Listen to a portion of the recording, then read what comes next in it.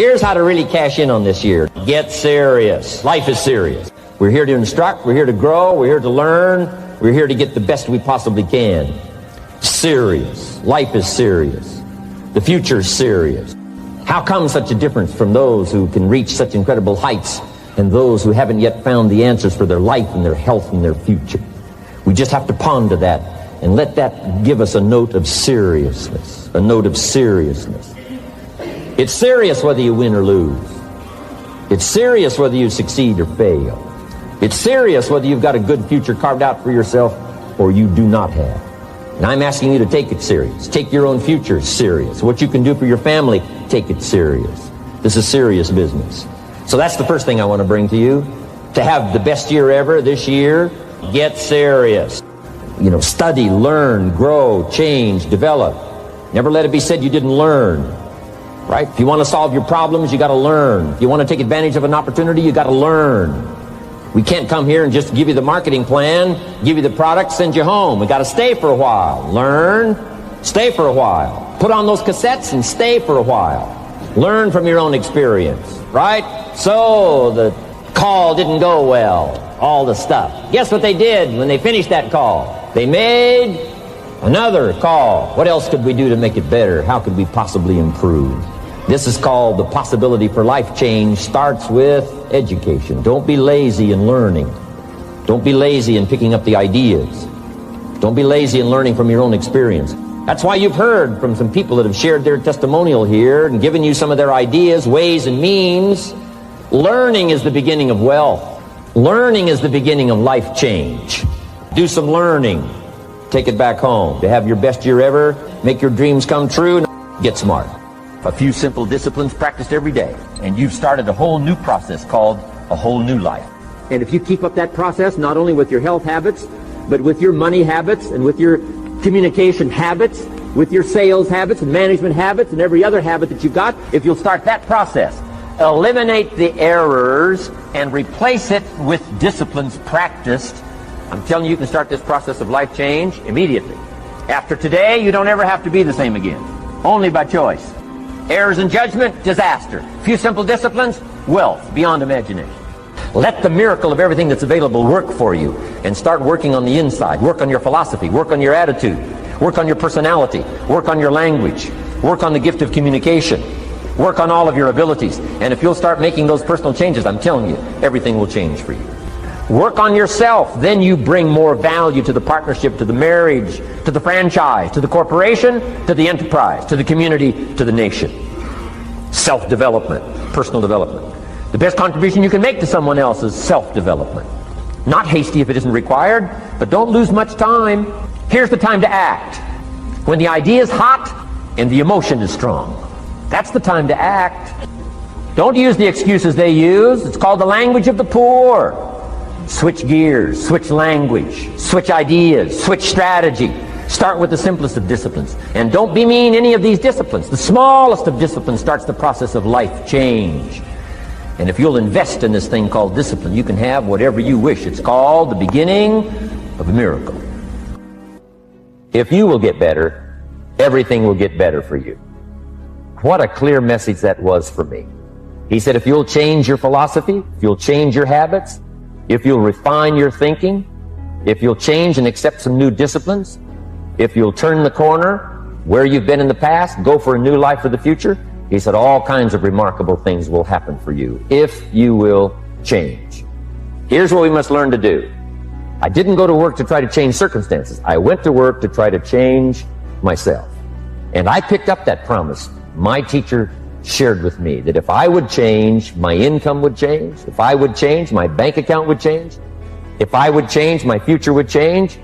And sure enough, his promise came true for me. The companies were about the same. What they paid was the same. Circumstances around me were the same. My negative relatives were the same. But I was not the same. That's how my life changed. Things started working for me, changing my life all those years ago. We don't have to change what's going on out there. That's the wind that's blowing. All we have to do is change what's going on in here. And now there's several ways to do that. The first subject he called personal development. We must learn from personal experience. Pretty simple. Learn from what happens to you. Take a look back over the last few months. Did you make some mistakes? How could you correct those for the future? Take a look back over the last year. Have you done it right or done it wrong? Let's correct it for the next year. Mr. Shoaf asked me when I first met him, he said, Mr. Rohn, how are you doing? You've been out there now 6 years. And I said, I'm not doing very well. He said, I suggest you not do that anymore. What a simple, swift analysis to my situation. He said, if you keep doing it, the next 6 years will be like the last 6. You don't want that to happen.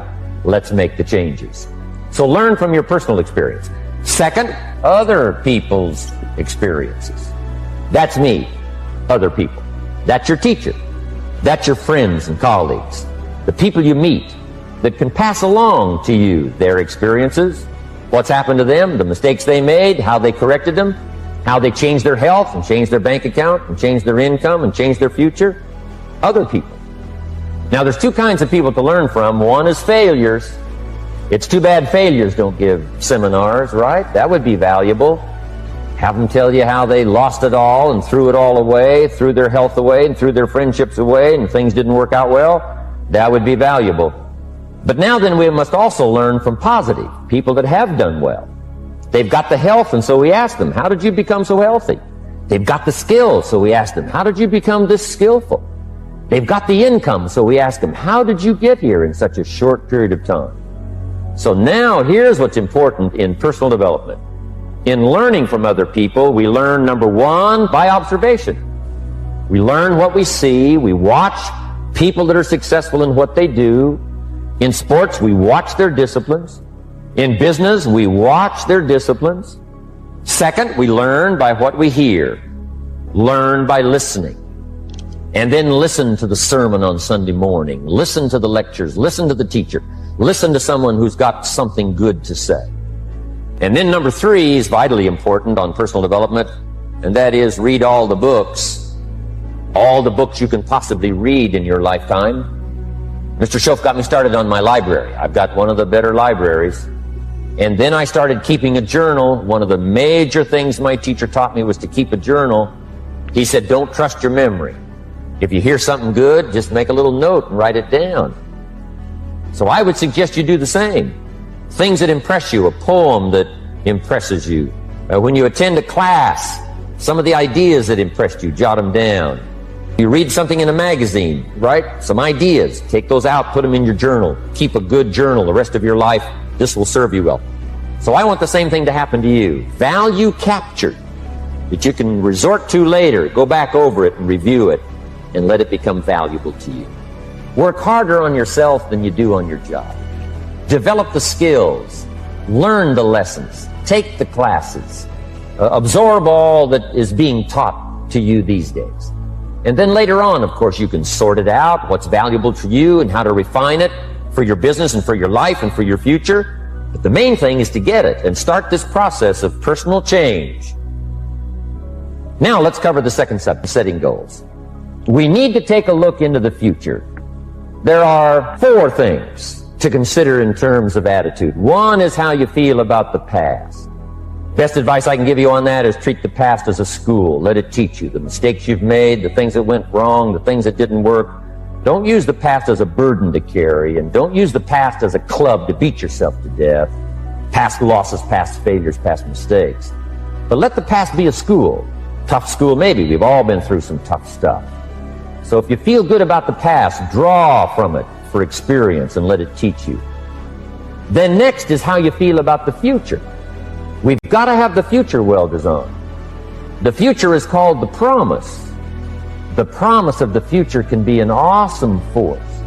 Designing the future, there's 2 ways to face the future. One is with apprehension, and the other is with anticipation. I promise you, in my travels around the world, most people face the future with apprehension. And here's why. They don't have it well designed. They've sort of left that up to someone else to fix. But here's the best way to face the future, with anticipation. You can face the future with anticipation if the future is clear, if the future is well designed. In setting goals, it's very simple. Number 1, decide what you want. You just take a little time. You sit down and say, what do I want? What kind of skills do I want? What kind of income do I want for the future? Where would I like to go? Places I'd like to visit. Habits I'd like to acquire. Skills I'd like to have. Economics? Friendships? People you'd like to meet? When you've thought about what you want for the future, make a list. If the future gets clear, the price gets easier. Because you got to remember, for every promise, there's a price to pay. Everybody's got to pay the price. Everybody's got to do the deal. Everybody's got to do the disciplines. But here's what I've discovered. If the promise is clear and powerful, the price is easy to pay. The price is some classes. The price is a few books. The price is a few disciplines. The price is finding something that'll make your life better, make you grow, make you change, make you develop. So the first part of the key is to design the promise. Then, what is the price to pay? I'm telling you, the price will be easy. If you'll make the promise of the future clear for yourself, all of the values of life that you could possibly want, and be serious about it, I promise you it's an easy price to pay. Anybody can pay it. And the best advice I can give you is, if I can do it, you can do it. Start setting your goals and see if you can't get a better excitement going for the things you want to accomplish for the future. One of the major reasons for setting goals is for what they make of you in achieving them. My teacher advised me when I first got started at age 25, he said, "Jim, why don't you set a goal to become a millionaire? I'm here to help you." And he said, "Here's why. For what it will make of you to achieve it. Set the kind of goals that will make something of you to achieve them." So part of the key here is to set the kind of goals that will make something of you. Don't set them too low so that you don't have to grow and you don't have to read and you don't have to try and you don't have to stretch. Don't set them too low. And then don't sell out. Don't go for something that's going to cost you your virtue or cost you your values or sell out your principles. There's a good middle road here to follow. Goals that will inspire, goals that will help you grow, change, develop, and become better than you are. So if you want something to pull you through all kinds of challenges, all kinds of difficulties, and things that come at you, you got to have something on out there, beyond today, beyond next week, beyond next month, beyond this year, that pulls you into the future. And the clearer it is, the stronger it pulls. The more dynamic it is, the more it affects your life, your spirit, your heart, your soul. It also creates imagination. It gets your mind working on how to achieve that purpose. And if your mind will work, and if your heart works, and if your spirit works, and if you have good input, like good ideas, I'm telling you, there isn't anything you can't accomplish. Ideas gather dust, they don't produce at all by themselves. It's like philosophy is not the end. Philosophy is the beginning. Philosophy must be invested. When I talked about philosophy, attitude, and disciplines, they must be invested. And if you invest philosophy and attitude in disciplines, then they produce results. Here's a good phrase: wisdom uninvested in labor is wasted. Attitude, even the highest of attitude, which is faith. Faith uninvested is wasted, produces nothing. So the name of the game is not faith. The name of the game is not philosophy. The name of the game is to put faith and philosophy into activity so that it starts making progress. Turning nothing into something. Let me give you that formula while I'm on it here. Turning nothing into something. How do you do that?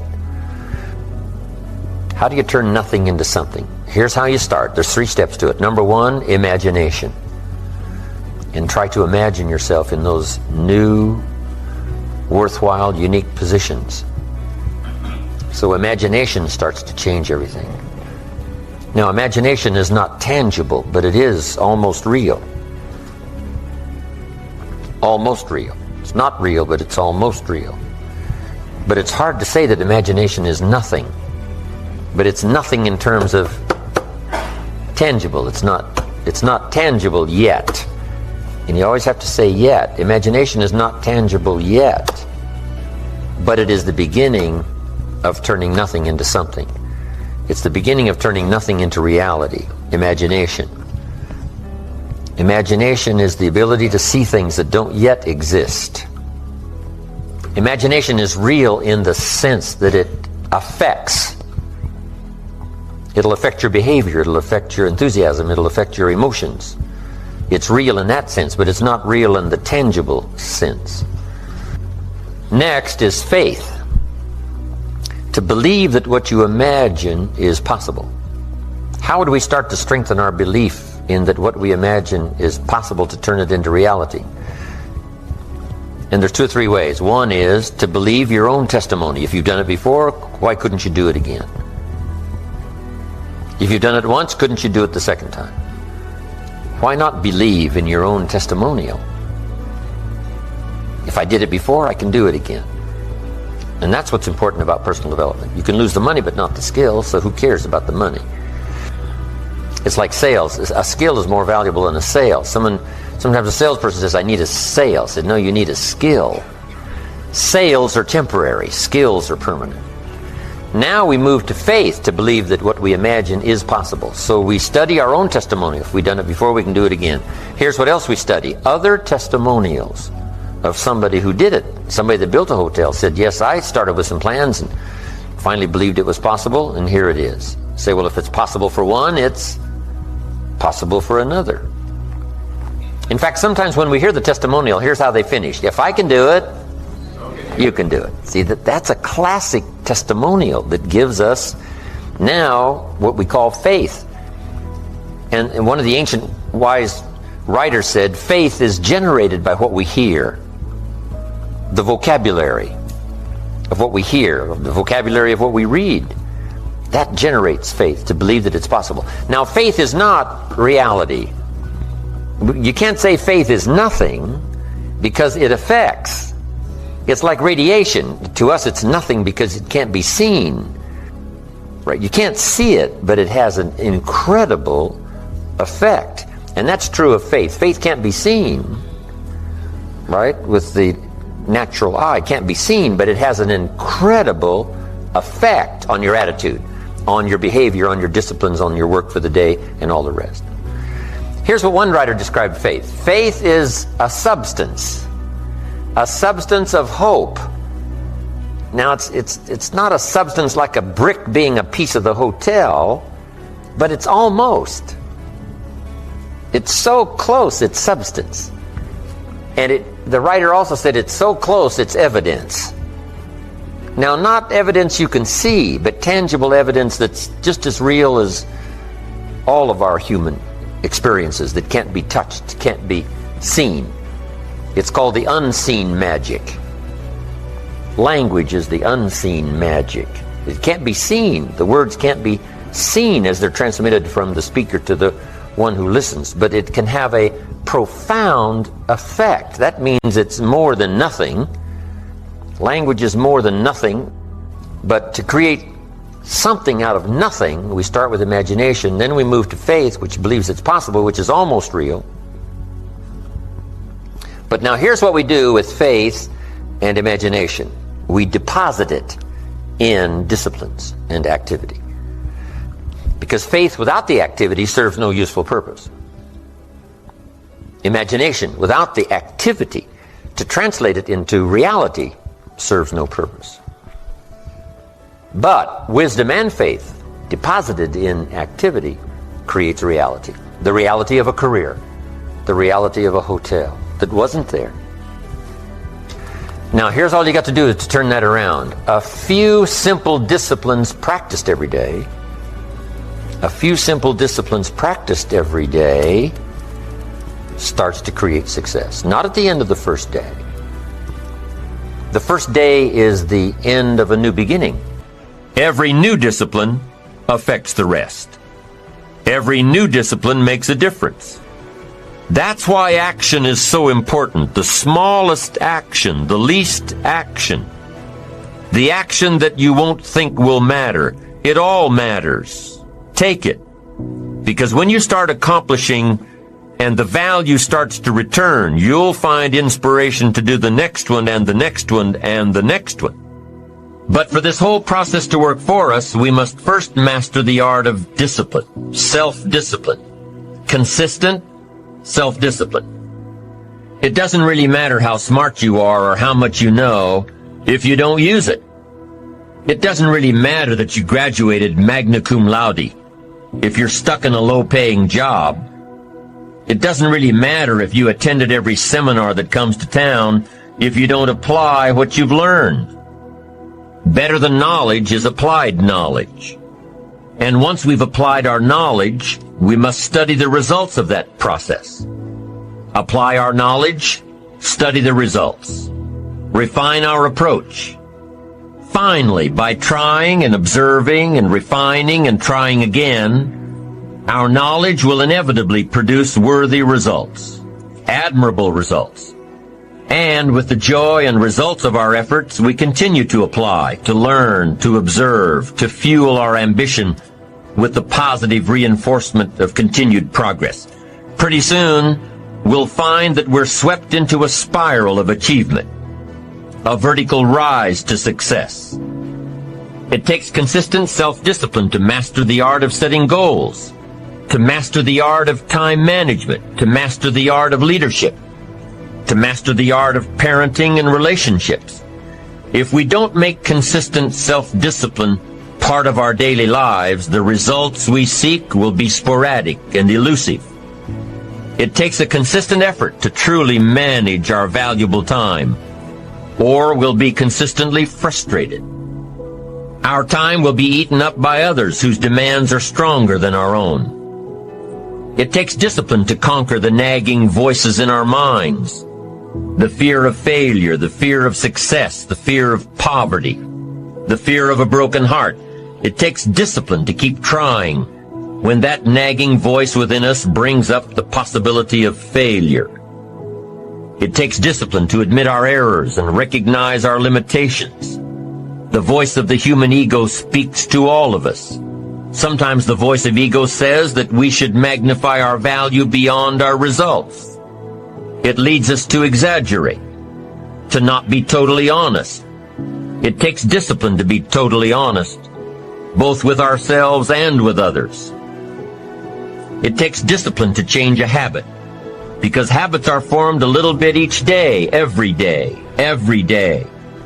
Once habits are formed, they act like a giant cable. They act like a nearly unbreakable instinct that only long-term disciplined activity can change. You just got to go home and make a list after today. And here's the question to ask as you make this personal list. What am I not doing that would be easy to do, that could greatly change my health, my wealth? What am I not doing I'm neglecting that would be easy to do? Just go home and answer that question personally. You don't have to put the answers on a public bulletin board. This is just all personal stuff. But here's how you get a miracle going for your life. Number one, do what you can. Get a list of the stuff you could do and you haven't done, postpone, and start cleaning that up. You can't start at a better place for personal change. That'll affect your bank account, affect your future, affect your income, affect everything. You can't start a better life change process than cleaning up what you should be doing. The man says, well, my mother lives down in Florida. Should have written her 6 months ago. I just can't seem to get that letter written. I'm asking you to get that letter written, clean that up, and don't walk like other people walk. Don't postpone like other people postpone. You say, well, is it as simple as writing a letter? And the answer is yes. Where else would you start for life change, personal change? Now, here's the second part of the miracle. Number one is do what you can. Here's number two, do the best you can. If that's not your philosophy, I would ask you to amend it. Let me give you the best of ancient script. Here's what it says. Whatever your hands find to do, do it with all your might, do it with all your strength, and do it with all your power. What a good philosophy. That kind of philosophy will revolutionize your life if you haven't picked it up lately. Guy slips in late, company doesn't seem to mind, slips out early, first one in the parking lot, heading for happy hour.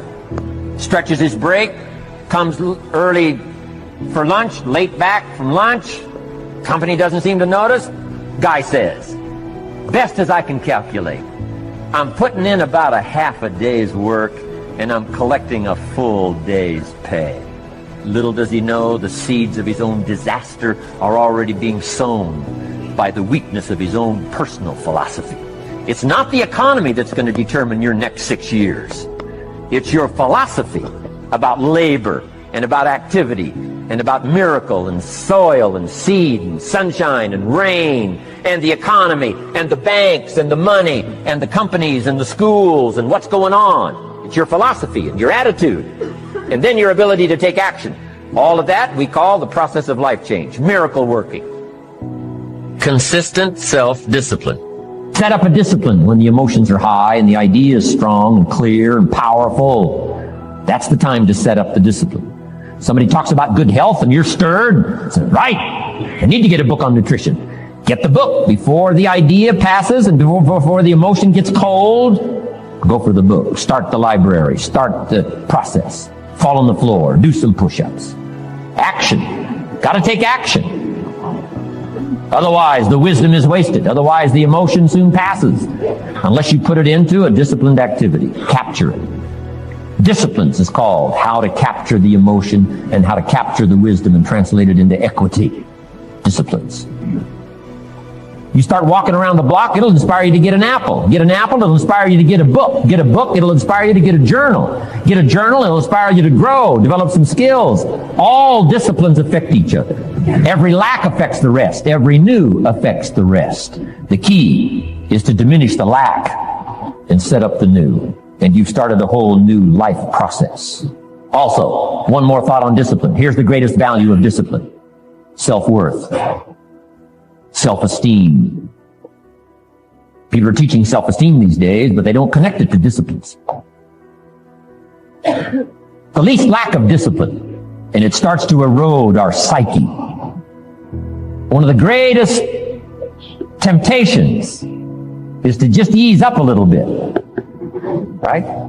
The slightest lack of doing your best starts to erode the psyche. Instead of doing your best, doing just a little less than your best. Sure enough. You say, well, it's just going to affect my sales. No, it's going to affect your consciousness. It's going to affect your philosophy. Now you've begun in the slightest way to affect your own philosophy. Here's the problem with the least neglect. Neglect starts as an infection. And if you don't take care of it, it becomes a disease. And one neglect leads to another. And the worst of all, when neglect starts, it diminishes our self-worth, our self-confidence, our self-value. You say, well, how can I get back my self-respect? I'm telling you, you don't have to go to 29 classes. All you have to do is start the smallest discipline that now corresponds to your own philosophy, like I should, and I could, and I will. No longer will I let neglect stack up on me so that I will have the sorry scenario 6 years from now, giving some excuse instead of celebrating my progress. That's the key to discipline. Okay? Let's get kids involved in the least of disciplines. One more, and then another one, and then another one, and then some more. And the first thing you know, you're starting to weave the tapestry of a disciplined life into which you can pour more wisdom and more attitude and more strong feeling, more faith and more courage. Now you've got something, a vessel in which to put it. And now the equities start to flow. And the early return, I'm telling you, if you'll start this process, the early return will have you so excited. You'll commit yourself to this strategy for the rest of your life. You'll never go back to the old ways. Join a new crowd. Join a new group. The disciplines to do it. Take action. Now here's the other side of discipline. If there's considerable time that passes between the moment of awareness and the time of our implementation, then that is called procrastination. Procrastination. Doing it tomorrow instead of today. Procrastination. An almost exact opposite of discipline. The voice within us says, get it done. Discipline then says, do it now. Do it to the best of your ability, today, tomorrow, and always, until finally, the worthy deed becomes instinctive. Procrastination says later, tomorrow, whenever I get a chance. Procrastination also says, do what is necessary to get by or to impress others. Do what you can, but not what you must. In every circumstance we face, we are constantly presented with these two choices. Do it now or do it later. Discipline and procrastination. A choice between a disciplined existence, bearing the fruit of achievement and contentment, or procrastination, the easy life for which the future will bear no fruit, only the bare branches of mediocrity.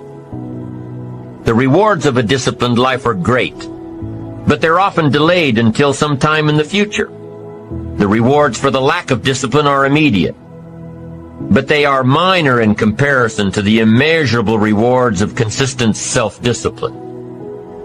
An immediate reward for lack of discipline is a fun day at the beach. A future reward of discipline is owning the beach. For most, we choose today's pleasure rather than tomorrow's fortune.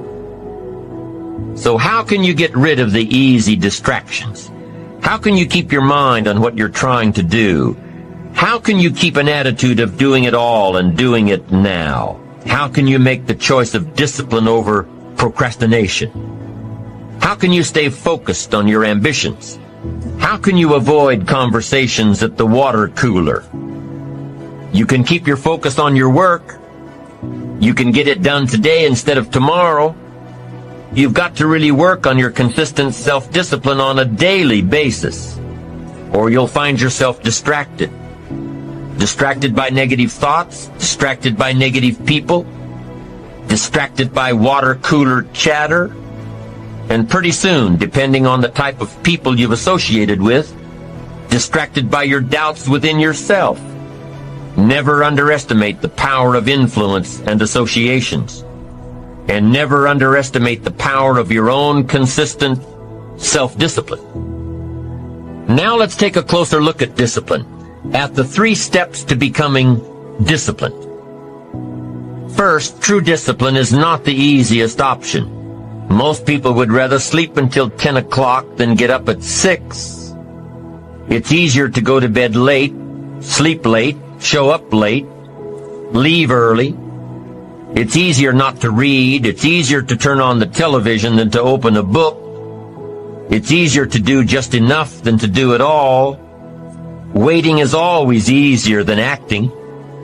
Trying is always easier than doing. Imagine what life would be like if we didn't have to make our bed in the morning, or keep our garage clean, or pay our taxes, or show up for work tomorrow. Wouldn't it be fascinating if we didn't have to do these things? Wouldn't it be fascinating? What do you suppose would become of us? You're right. Not much. For whatever the reason, the system we live in and contribute to is designed to make the easiest things in life the most unprofitable. Profitable seems to be the most difficult. Our world is and always will be a constant battle between the life of ease and its momentary rewards and a life of discipline and its far more significant rewards. Each has its own price, the price of discipline or the price of regret. The second lesson of discipline is that it's a full-time activity. And we've said that the best form of discipline is consistent self-discipline. You see, the discipline that it takes to make your bed every day is the same discipline necessary for success in the world of business. The discipline to organize your garage is the same discipline to organize your business. All disciplines carry through to affect all parts of our lives. If we're disciplined in just one area and lazy in another, guess what? Pretty soon, the lazy side will creep in and destroy the disciplined side. The bad habits in one area of our life will eventually destroy our self-discipline in the areas we've been working on. Consistency cannot be inconsistent. Discipline is the mind being trained to control our lives. Discipline is a set of standards which we've selected as a personal code of conduct. Discipline is imposing on ourselves the requirements for honoring these standards.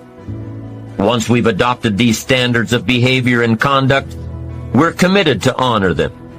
And if we don't, then there can be no disciplined activity. Here's the third step to becoming consistently self-disciplined.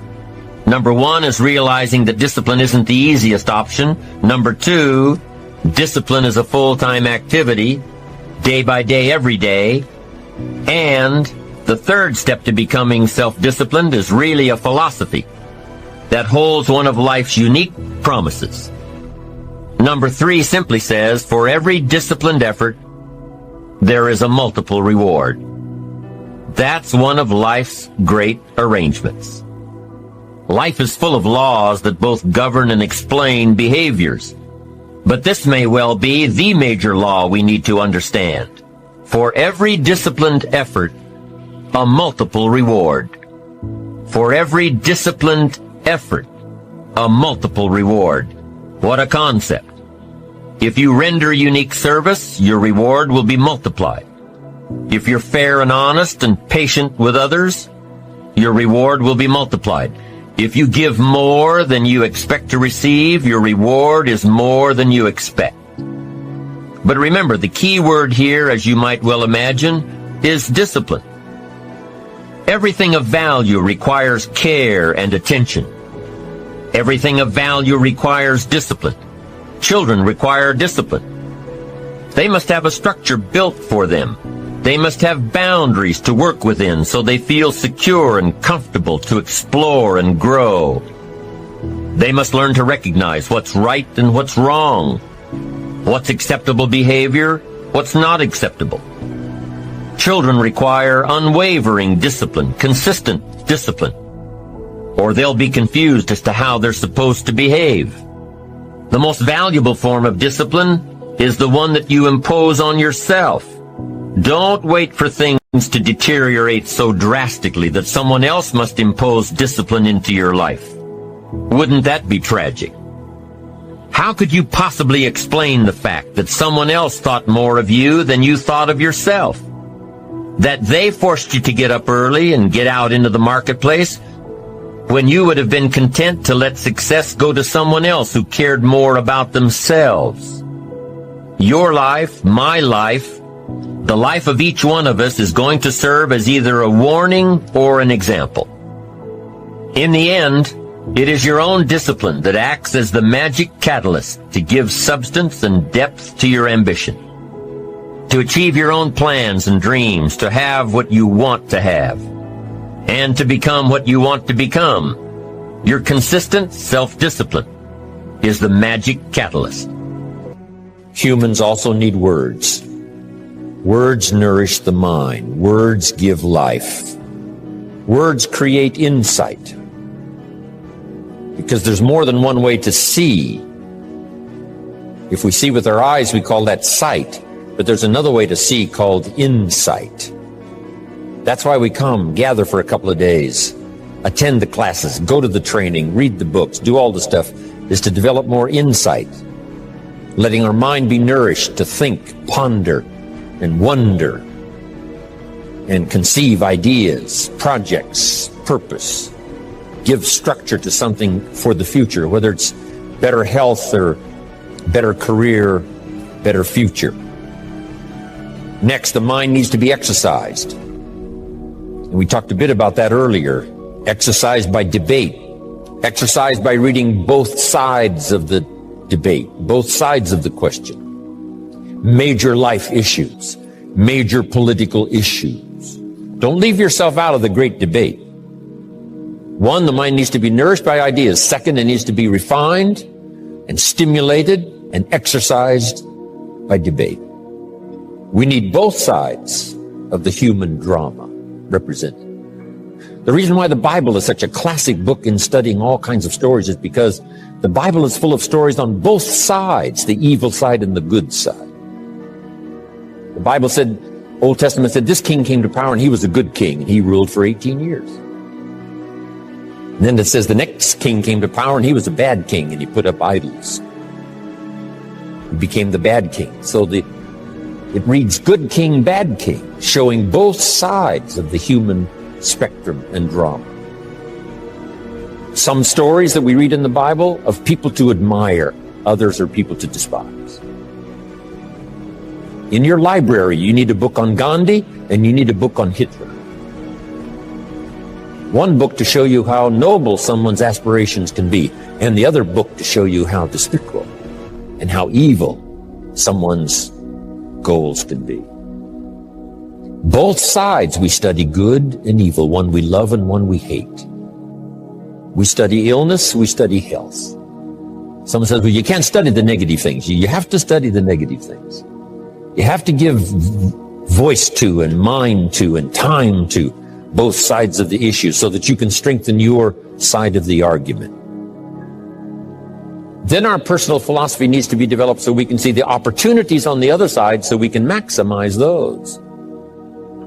And for the balance of your life, that's going to be the twin challenge in developing ideas and philosophy and strengthening all of it so that you can avoid the dangers, maximize the opportunities. Because the dangers never go away. The dangers to our ship of state called the country. The danger to the enterprise, the danger to the corporation. Dangers always lurk, both inside and out. Dangers lurk on the inside of our own mind. The battle of the mind is significant for us every day, what to think, what not to think. My mentor, Mr. Shove, said, stand guard at the door of your mind. And you decide what enters. You decide what to fill up your mind with, because it becomes the material with which you build your future. So, engaging the mind to make rational decisions about life. Beware of the thief on the street that's after your purse, but also beware of the thief in your mind that's after your promise. The thief in your mind that says you're too short, you're too tall, you've never done it before. What makes you think you can do it now? It's not going to work for you. Someone else could find the book, you'll never find the book. If you found the book, you wouldn't read it. If you did read it, you wouldn't understand it. That's stuff that goes on in our mind. So jot down this key phrase. It's one of the best for the day. Whatever you do, don't become a victim of yourself. As you engage in this debate, what to eat, what not to eat, where to go, where not to go, what to say, what not to say, what to do, what not to do. Make sure that you strengthen the positive side of this argument with yourself so that day by day you become healthier, day by day you become stronger, day by day you become wiser. Day by day you build a better shield and immunity. An inside immunity to ward off disease, but an outside immunity to ward off all the negative and all the trash and all the stuff that would not enhance your personal development nor your promise for the future. So this is so important in understanding the mind. Feed it. We call it food for thought. That's what a big share of this whole seminar is all about these 3 days, is providing food to think about, thoughts to think about, and then ideas to debate. And it's not necessarily what's right or what's wrong, but what's better, what's best. This is okay, but this would be better. With this, yes, you can manage, but with this, you can flourish. With this, you can exist. With this, you can live a fantastic life. So, exercising the mind. Now, to develop the mind, you need a good library. Let me give you 3 parts to your library. Number 1 is your visual library. Zig and I and others have put things on video so you can see it. We ask you to come here today and see what's going on. So part of it comes by visual. Come and see. And then if it's on video, you can see it again and again and again. Key phrase, repetition is the mother of learning. Repetition is where if we hear it again, we see something we didn't see when we heard it the first time. We see something different that we didn't see the first time. Next is your listening library. Zig Ziglar's right. Turn your car into a mobile classroom. You can have a university education in a fairly short period of time just using the traveling time to listen. Key phrase is to listen to voices of value. Discriminate in your listening time.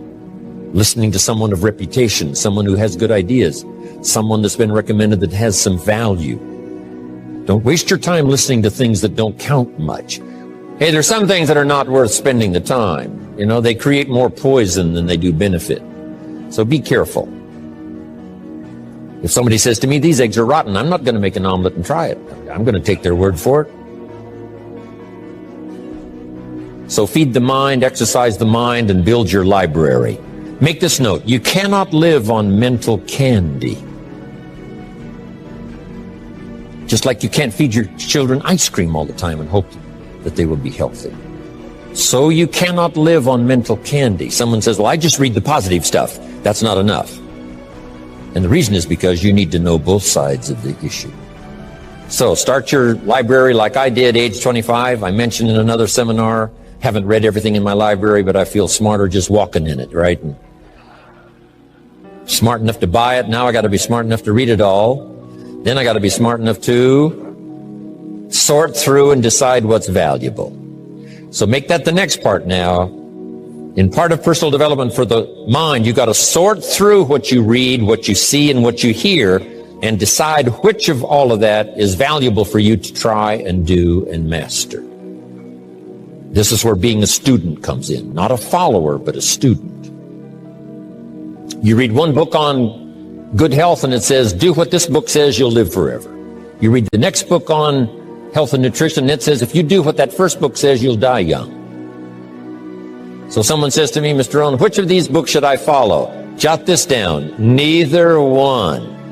Don't be a follower. Read both books and make up your own mind. Here's what's important in the final analysis.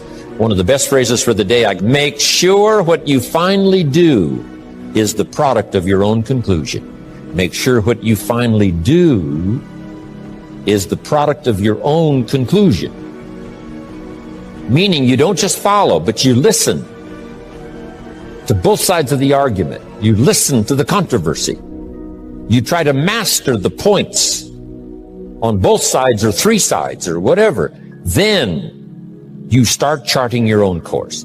It doesn't say you'll make always the right decision on what course to take or what to do. You can refine as you go. But make sure that what you do is the product of your own conclusions. Conclusions from the debate. Conclusion from what makes the best sense to you to try. Now, jot this down.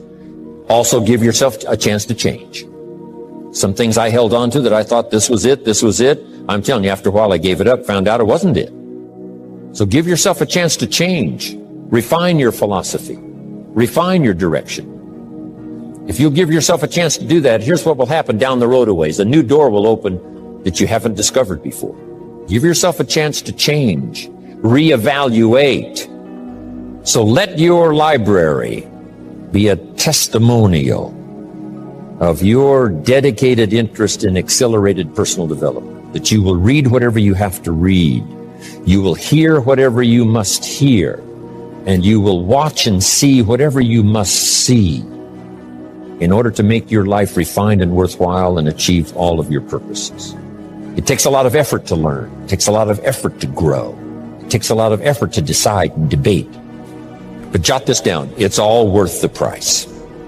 Now, it's also very important intellectually to know whether or not you're headed this way or this way. And once you decide, 10 years from now, I think that the gathering of my intellectual and personal and spiritual and moral and economic treasure may not be that great. The key is to start right now making these changes to walk this new road. But here's what's exciting to me. Just a few daily disciplines makes a great deal of difference in 1 year, 3 years, 5 years. Just a few daily disciplines. And that's what I'd like to talk about in this series, just these few daily disciplines that make the difference, whether you wind up here or here. Good question. 10 years from now, you will surely arrive. The question is, where? We don't want to kid ourselves about where. We don't want to kid ourselves about the road we're walking. I had a day shortly after I met Mr. Schoaf called Do Not Kid Myself Anymore Day. I don't want to go disillusioned anymore. You know, I was using the cross-finger theory back when I was 25, 24, 23. I finally decided that the cross-finger theory was not going to get me what I wanted. That isn't where the treasure lies. That I'm going to have to make sure which of these ways I'm headed. But a few reading disciplines and a few disciplines of mind and a few disciplines of activity, and you can make all the difference in the world whether you wind up here or whether you wind up here. But just a few changes. Sometimes we get the idea that we're doing about 10% and there's about 90% more that we need in order to make the difference for our fortune. And probably the opposite is true, right? We're doing enough things to have arrived here today.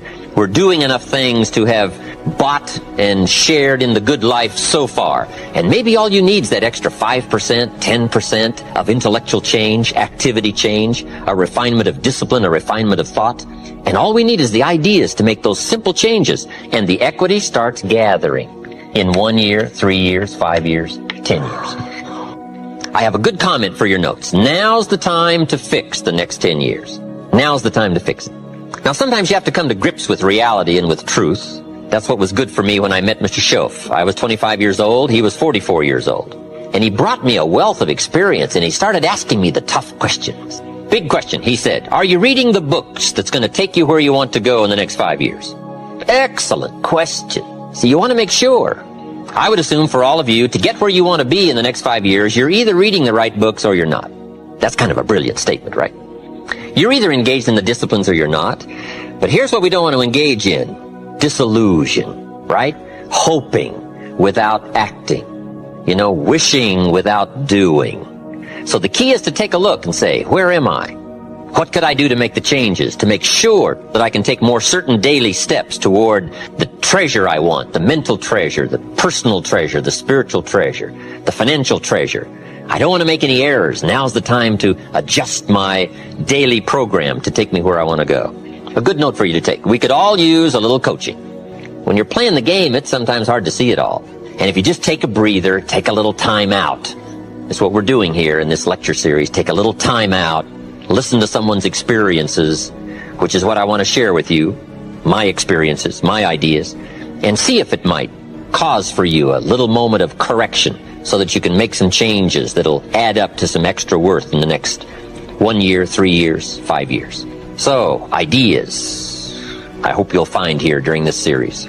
All kinds of ideas, health ideas, enterprise ideas, living a better life ideas, and primarily for this series, skills of leadership ideas. The next key word is inspiration. Inspiration is a mystery, why some people are inspired and some are not. Who knows what that mystery is? Some people have this incredible zest for life and an appetite for living well and doing well, and others seem to take the ho-hum attitude, let it slide, and hopefully it'll work out anyway. I don't know what the difference of that is, but it is exciting to watch people who are inspired. But I think the key to it all is self-motivation. Self-motivation. The guy says, boy, if somebody just come by and turn me on, hey, what if they don't show up? You got to have a better plan for your life.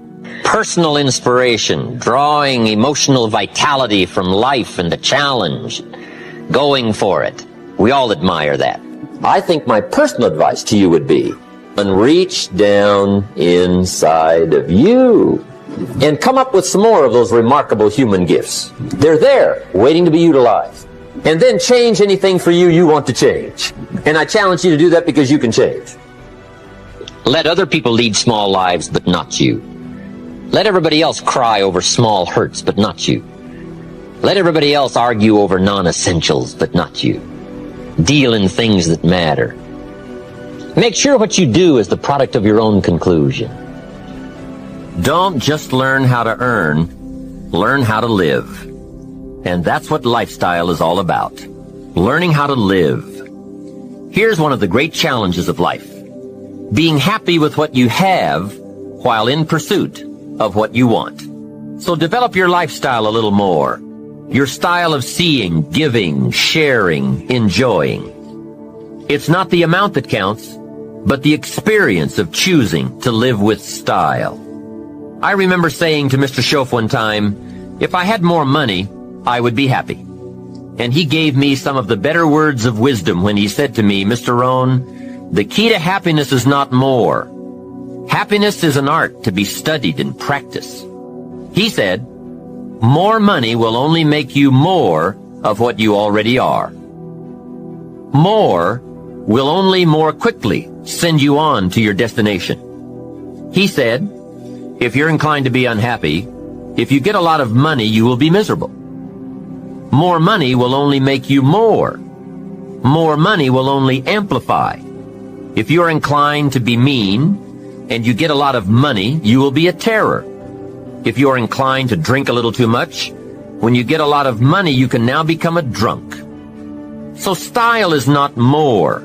Style is an art, a genius, a design. Lifestyle is reserved for those who are willing to study and practice the higher arts of life. Lifestyle is culture, music, dance, art, sculpture, literature, plays, concerts. Lifestyle is a taste of the fine, the better, the best. Mortimer Adler, the philosopher, says, if we don't go for the higher tastes, we will settle for the lower ones. So develop an appreciation for the fine. That is a worthy purpose. Developing an appetite for the unique things in life. Study the art and reach for the best. To have the best in the time we have available to us, that is the quest. Remember, it's not the amount, it's the imagination. Be somebody. That's a good challenge. Be somebody.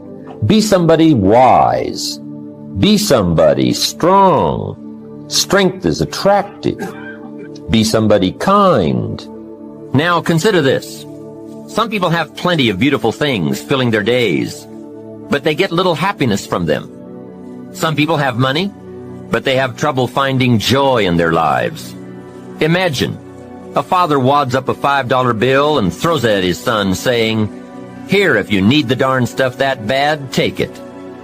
Same money, poor style.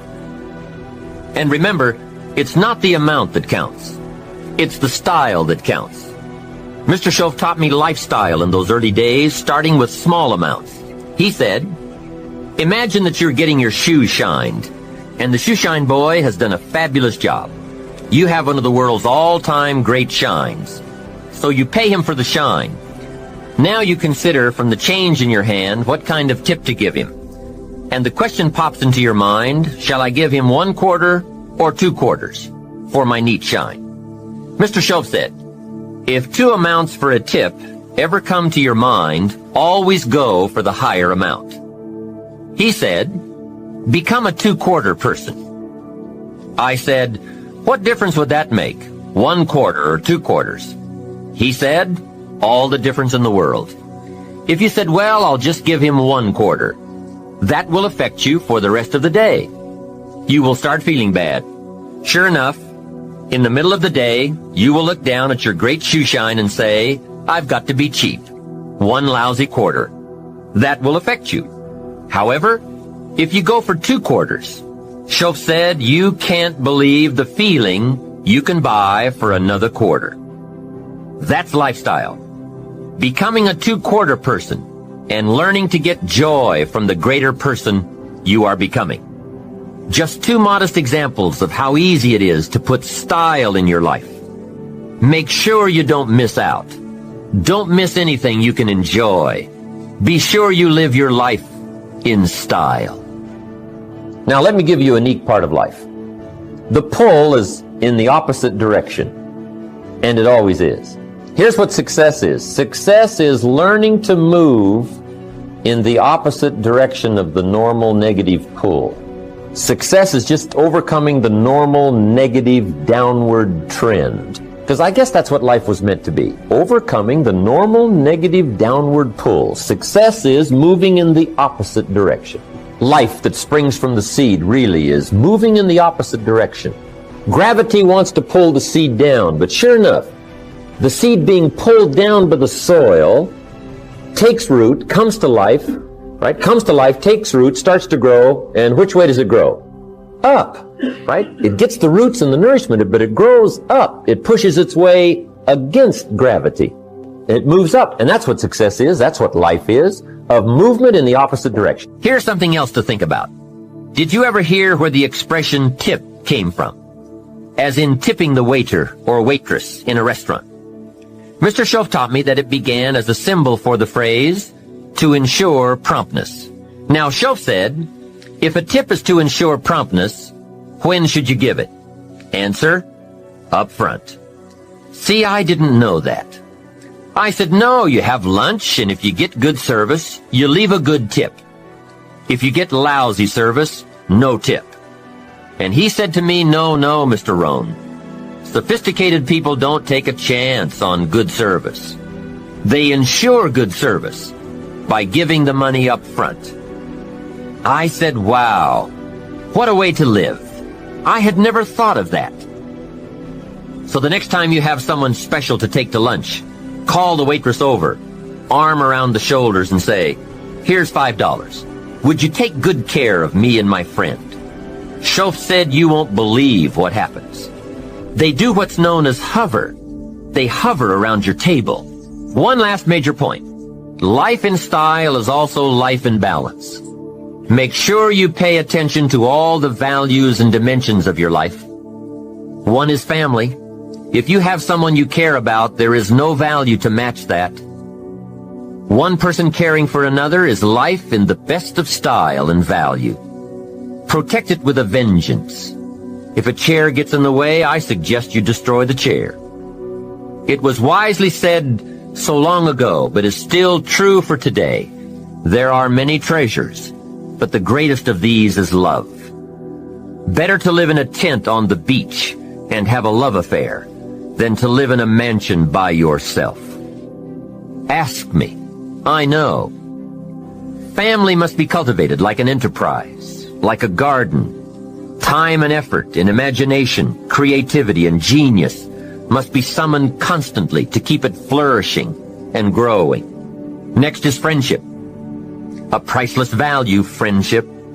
Friends are those incredible people who know all about you and still like you. Friends are those people who are coming in when everyone else is leaving. And, as someone once suggested, be sure to make the kind of friends on your way up who will take you in on your way down. Life is a bit of both up and down, but with true friends, friends who care regardless of your circumstances, the ups are more automatic and the downs less devastating. I do have one very special friend, though. If I was stuck in a Mexican jail and accused unduly, I would call this friend. Guess why I'd call this friend? He would come and get me. Now that is a friend. Someone who would come and get you. Guess how much you would spend to get me? Right, as much as it would take. Guess how long you would try to get me out? You're right, as long as it would take. That is a friend, someone who would come and get you. Now, I also have some casual friends who would probably say, call me when you get back. I guess we all have some of those friends. But friendship is so vitally important to those in search of the good life. Make sure your friendships get the attention and the effort they deserve. Properly nourished, they will give back to you that priceless treasure of both pleasure and satisfaction called the good life. And remember, the good life is not an amount. The good life is an attitude, an act, an idea, a discovery, a search. The good life comes from lifestyle that is fully developed, regardless of your bank account, so that it provides you with a constant sense of joy in living and fuels the fires of commitment to all of the disciplines and fundamentals that make life worthwhile. The first thing you start changing is what? Your philosophy. You start changing your mind. You start changing how you think. You start picking up new ideas and information. Gather new knowledge. Make better decisions about what's valuable. And I'm telling you, if you'll do that, your whole life will change. Your health will change. Your relationship with your family will change. Your ability to cope with challenges and problems will change. I'm telling you, income, promotions, all of it will change. If you will change, it'll all change. If you won't change, it isn't going to change. You can keep your fingers crossed if you want to and hope they'll straighten it out. You can wish for the wind not to blow quite as severe, but I'm telling you, wishing for the wind to change in your favor, we call naive at best. Don't do this any longer. Wish for a better wind. The key is to wish for the wisdom to set a better sail. Utilize whatever wind it blows to take you wherever you want to go. That is the philosophy I picked up at age 25, and it revolutionized my whole life.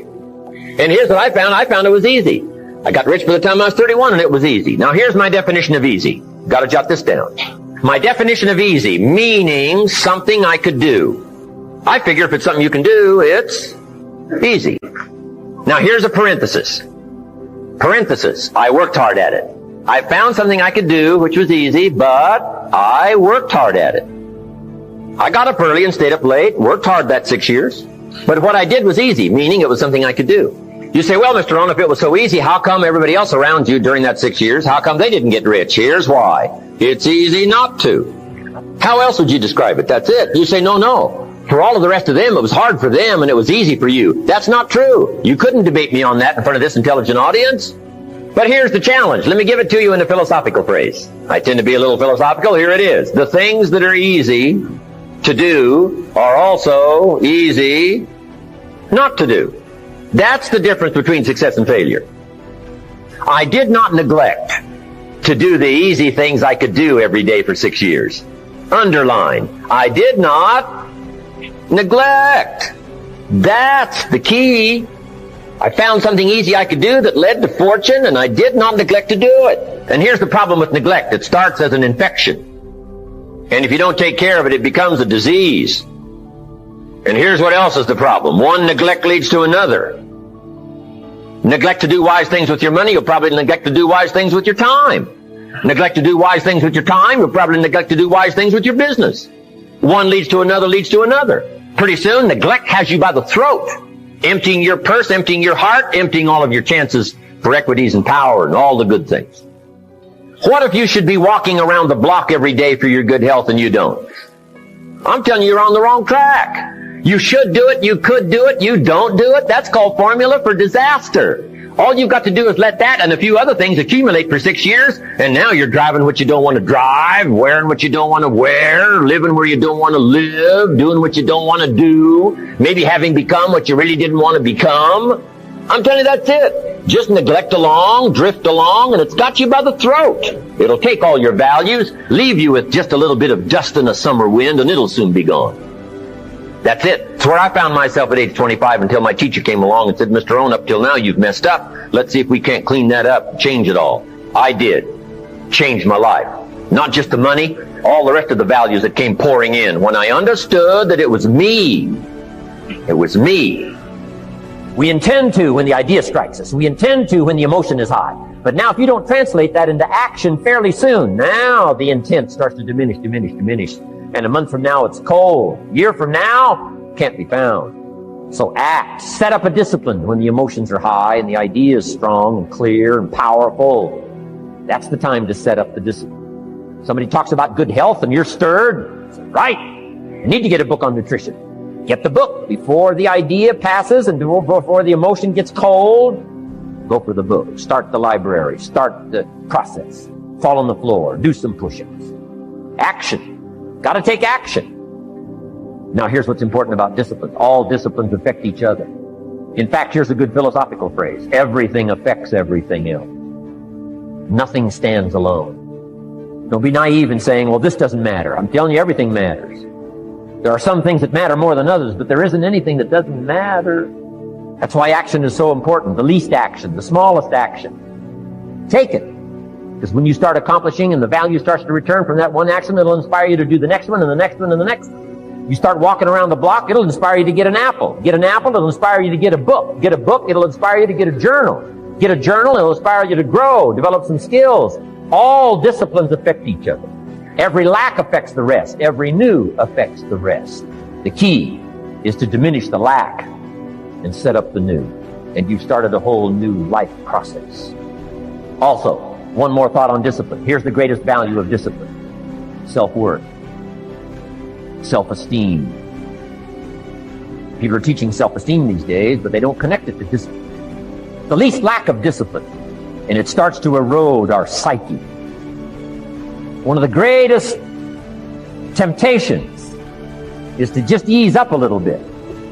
The slightest lack of doing your best starts to erode the psyche. Instead of doing your best, doing just a little less than your best. Sure enough. You say, well, it's just going to affect my sales. No, it's going to affect your consciousness. It's going to affect your philosophy. Now you've begun in the slightest way to affect your own philosophy. I got better day by day and week by week and month by month, and I'm asking you to do the same thing until you can develop a long arm and a long reach, until you can develop influence that won't quit. Touch people next year you couldn't touch this year. Touch people now you couldn't touch before. Conduct a meeting now you couldn't conduct before. Heart and soul now mixed in there that wasn't there, missing before. I'm asking all of you to get better in spite of the winters, in spite of the downturn, the money downturn, the social downturn, the personal downturn, whatever it is. Just get stronger. You control the power to create your best self. Welcome to today's journey. We are embark on the path of self-discovery and personal transformation. Today we are diving deep into the art of creating your best self, a journey that begins within. Hey there, beautiful souls. Today we are unlocking the secret to unleashing the best version of yourself. It's time to break free from self-doubt, limitations, and set into the extraordinary life within for you. The only person you are destined to become is the person you decide to be. Ralph Waldo Emerson. If life does not get better by chance, it gets better by chance. Jim Rohn. Your journey starts with a decision to make, take control of your life, your choice and your destiny. Creating your best self is not about perfection, it's about progress. Embrace the journey, learn from the setbacks and celebrate your victories, no matter how small. One of the ingredients in this transformative process is goal settings. What do you want to achieve? What do you want to become? Set clear, realistic goals and watch as they propel you forward. Your mind is full of powerful tools. Cultivate a positive mindset. Believe in your abilities and let go of self-limiting beliefs that hold you back.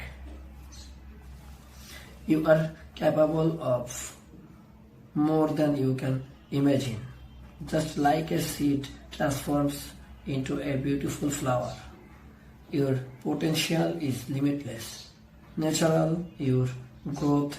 Invest in self-care and surround yourself with positivity. Gratitude is the fuel that propels your journey forward. Take a moment each day to appreciate the small blessings, express kindness and watch as your life transforms. As we wrap up today's journey, remember this: creating your best self is a continuous process. Embrace the challenges, celebrate the victories, and never stop evolving. The power to shape your destiny lies within you. Thank you for joining us on this empowering adventure. Now go out there and create the masterpieces that is your life.